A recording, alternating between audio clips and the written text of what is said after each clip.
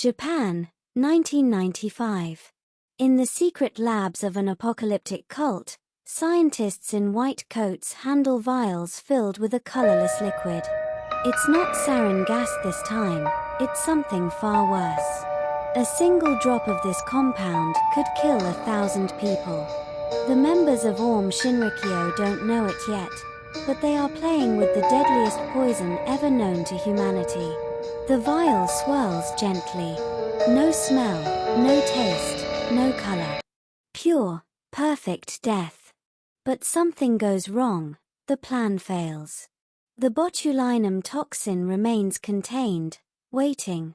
Decades later, that same substance would end up on the faces of Hollywood celebrities, promising eternal youth. It is death, it is life. It has terrified empires and transformed faces. Terror and beauty, paralysis and healing. Echo of shadows, flash of light. This is poison, cure or curse, where the deadly and the miraculous merge into a single vial. How much would you risk to look 10 years younger?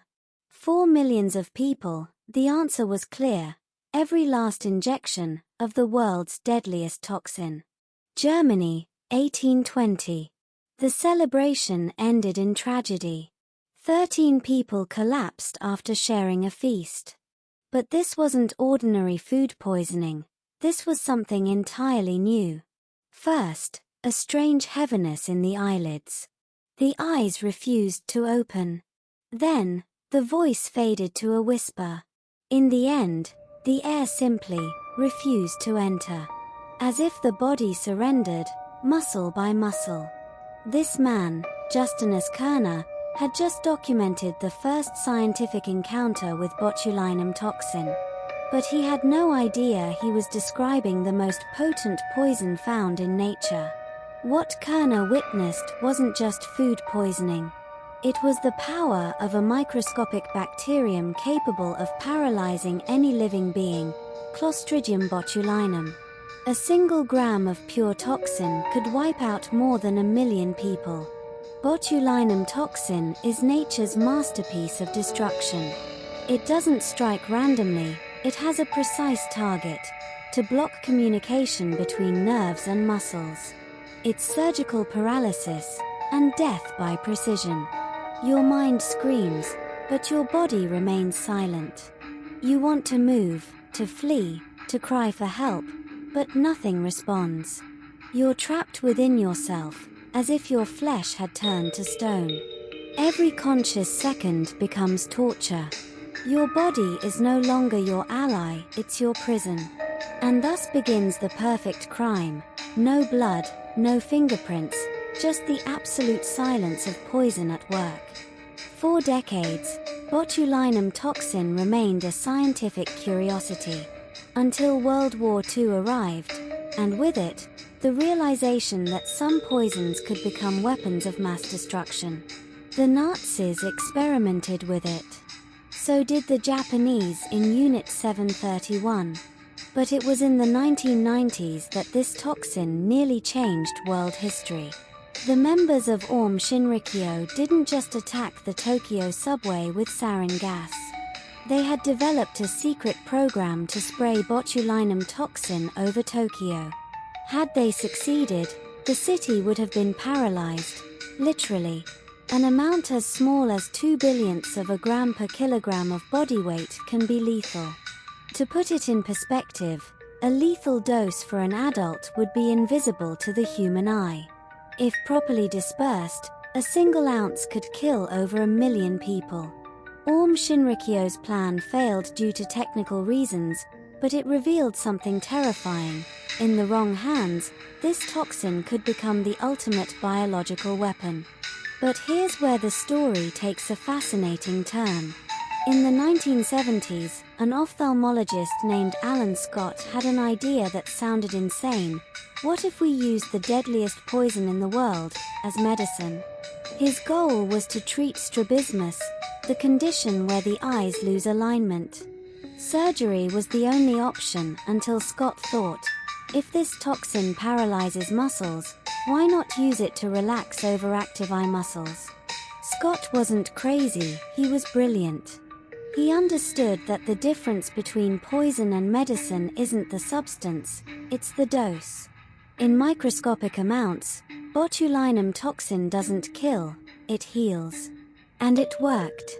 The first patients treated with botulinum toxin not only improved their vision, something else happened.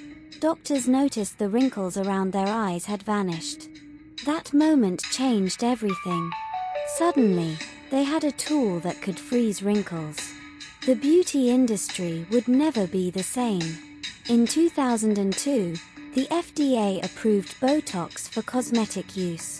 What followed was a revolution that transformed not only faces, but an entire industry. Here are some surprising numbers. Over 7 million procedures a year in the United States alone. A global market worth over $6 billion. 1 gram of pure botulinum toxin can be worth more than $100 million. Remember when we said the Borgias poisoned wine goblets? Well, now celebrities voluntarily inject themselves with the deadliest poison in the world and pay thousands of dollars for the privilege. The irony is perfect. What was once a weapon of terror is now Hollywood's best-kept secret for defying time. Botox has proven that the line between the deadly and the curative is thinner than we think. The same substance that can kill you, in the right dose, can restore confidence, treat migraines, and even, curiously, ease depression. Depression. Yes, you heard that right. Recent studies suggest that blocking the ability to frown may interrupt the cycle of negative emotional feedback. It's like silencing a toxic echo in your own face. But like any story of power, this one has a dark side too.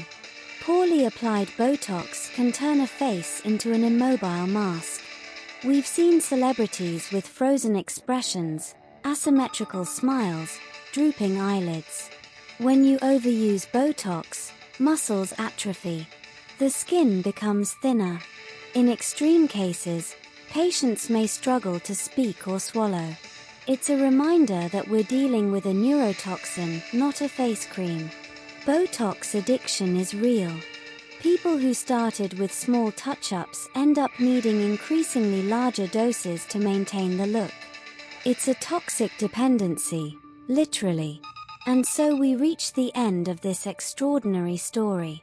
Botulinum toxin teaches us that there are no inherently good or bad substances, only correct or incorrect uses. A compound that could have destroyed Tokyo now helps children with cerebral palsy walk. A poison that terrified scientists for decades now helps millions feel better about themselves.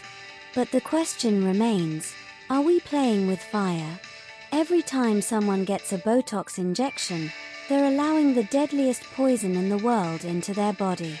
The trust in science is absolute. But what if something goes wrong?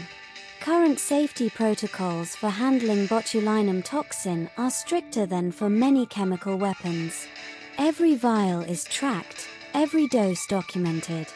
Because everyone knows, we are just one wrong dilution away from turning a beauty session into a tragedy. In the next episode, we'll explore how poisons have conquered our screens. From ricin in Breaking Bad to James Bond's exotic toxins, we'll analyze why pop culture is obsessed with chemical death. If you liked this episode, subscribe and share it. Leave your comments, because, in the end, the history of poisons is also the history of humanity. Poison, Cure or Curse is a production by Francisco Martinez. Thank you for joining us on this toxic journey. And may this story take effect like the best poisons do, silent at first, lethal in the end. Until the next episode. Montenegro, 2006. Casino Royale is in full swing. James Bond, impeccable in his tuxedo, sits across from La Cifra at the most dangerous poker table in the world. Millions are at stake, But something more sinister lurks in the shadows. A waiter approaches discreetly. "Your martini, Mr. Bond." The glass glistens, perfect, ice cold. Bond takes it, drinks, and continues to play. But something's wrong. His hands start to tremble. His vision blurs. Poker becomes a race against time.